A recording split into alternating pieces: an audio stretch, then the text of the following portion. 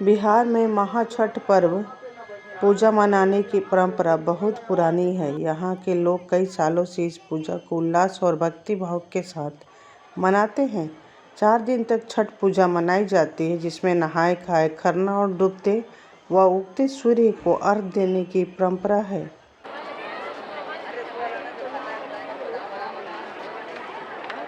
आज आप लोगों को वो पावन त्योहार दिखाने वाला है जिसे हम बेसब्री से इंतजार करते हैं पूरे साल। वो है भास्कर का हमारे पावन त्योहार छठ पूजा।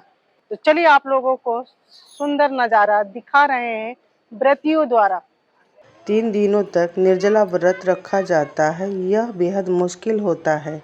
छठ एकमात्र ऐसा पर्व है जिसमें 36 घंटे का उपवास रखा जाता है। छठ पूजा के दौरान विशेष तौर पर सूर्य देव और छठी माँ की पूरे विधि विधान के साथ पूजा की जाती है। इस पूजा में नदी के किनारे भगवान सूर्य की उपासना की जाती है। मान्यता के अनुसार अगर निसंतान महिलाएं इस व्रत को करती हैं तो उसकी गोद भर जाती है। जय छठी मैया।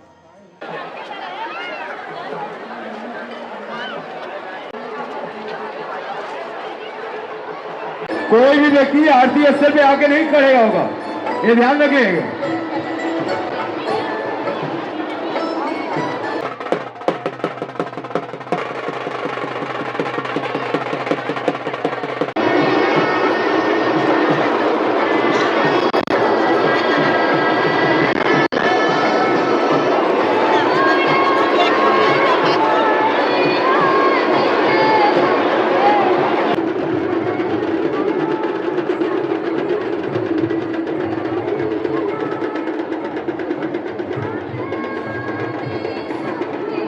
सुंदर नज़ारा आप मीर घाट का देख रहे हैं। ऐसे ही सभी घाटों का नज़ारा है।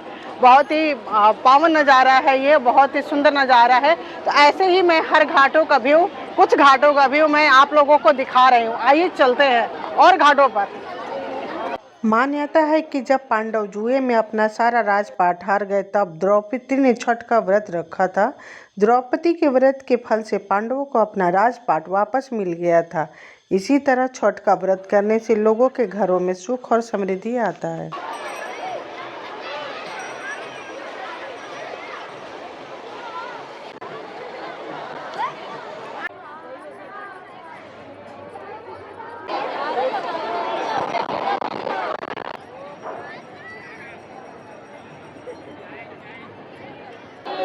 भगवान भास्कर के लिए, अपने परिवारीजनों के सुख समृद्धि के लिए ये व्रतधारी व्रत करते हैं। और इससे पावन त्यौहार आप लोगों ने पहले कोई और त्यौहार नहीं देखा होगा। इसमें गलती की कोई गुंजाइश नहीं है। सबसे पहले इसके सॉन्ग्स, इसके गाने, छठ पूजा के गाने कानों में और हृदय में पूरे शांति, मतलब मन मुग्ध हो जाता है सुनते सुनते। हम तो बहुत टाइम से सुन रहे हैं। माँ हमेशा कहती थी कि ये बहुत कठिन व्रत है, बहुत कठिन व्रत है। हर व्रत में अपना एक इसके जितने लौकी से लेकर खीर से लेकर अर्घ तक सबका अपना एक अलग अलग मान्यता है। चलिए और घाटों का नज़ारा दिखाती हूँ। ये मौजूद है मान महल घाट। पुराणों के अनुसार भगवान सूर्य को अर्घ देने का महत्व मिलता है। बताया गया है कि सूर्य को प्रतिदिन अर्घ देने से स्वर्गलोक की प्राप्ति होती है। कार्तिक मास में सूर्य को अर्घ देने से साल भर सूर्य की उपासना का फल प्राप्त होता है। वहीं कार्तिक मास के पवित्र षष्ठी तिथि को डूबते सूर्य को अर्घ दिया जाता है। मान्यता है कि अस्तगामी सूर्य को अर्घ देने से सुख संपदा प्राप्त होता है।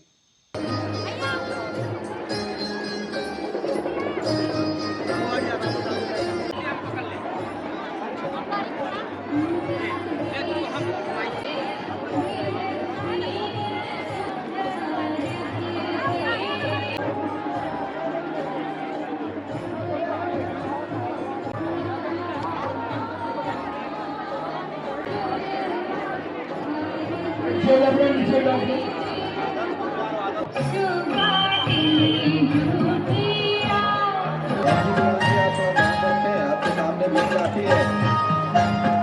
ठीक है,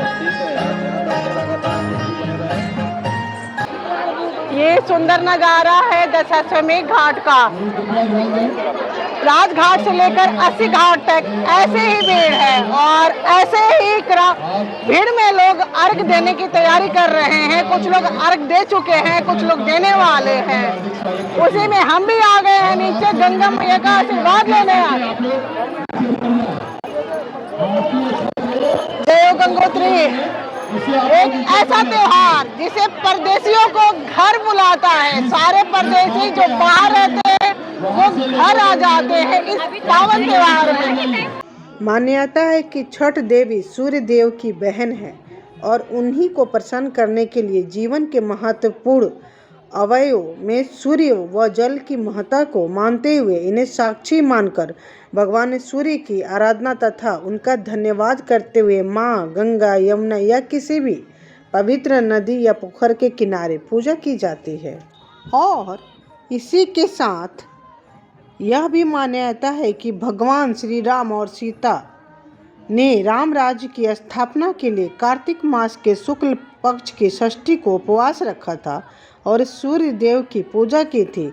इसीलिए छठ के इस पर्व को माताएं और सुहागिनें महिलाएं अपने पति की लंबी उम्र और बच्चों को अच्छे स्वास्थ्य के लिए यह व्रत करती हैं।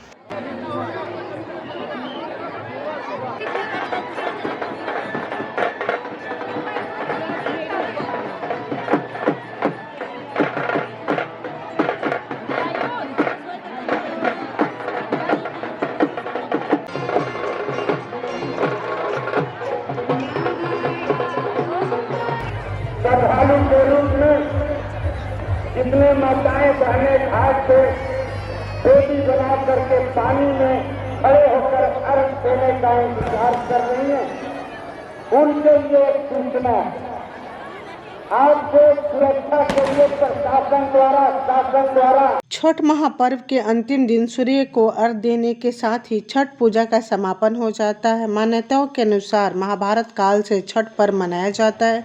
माना जाता है कि सूर्य के अर्घ देने से कुंडली में सूर्य की स्थिति मजबूत होती है। छठ पूजा के दिन उगते सूर्य को अर्घ देने का विधान है। इस दिन पूरा परिवार घाट पर पहुंचता है और सूर्य देवता और छठी मैया की आराधना करता है। अर्घ में सूर्य देवता को जल दूध अर्पित किया जाता है। सूर्य संपूर्ण ब्रह्मांड को ऊर्जा प्रदान करते हैं। सूर्य को जल देने के अनेकों फायदे हैं।